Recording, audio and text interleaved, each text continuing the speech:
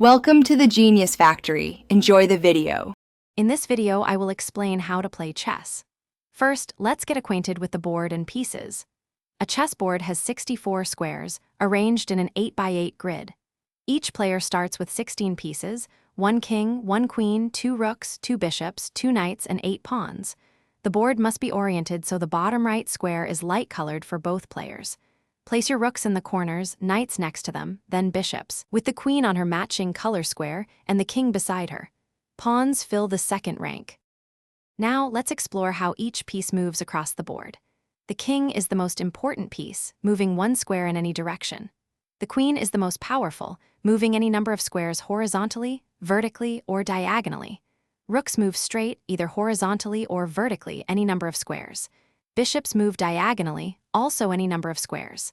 Knights have a unique L-shaped move, jumping over other pieces.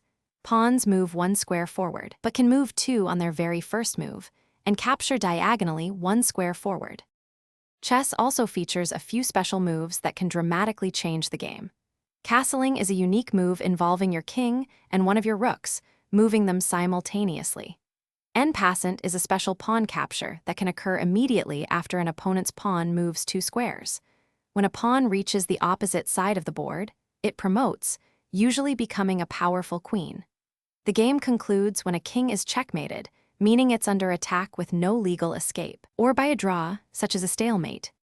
The ultimate goal in chess is to checkmate your opponent's king. To achieve this, focus on developing your pieces early in the game, bringing them into active positions, especially towards the center of the board. Always prioritize the safety of your king, as losing it means losing the game. Be mindful of your material, avoiding unnecessary sacrifices. Look for tactical opportunities, like forks or pins, to gain an advantage or set up a decisive attack. With practice, you'll start seeing these patterns and improving your game. Thanks for watching. If you found this helpful, don't forget to like and subscribe.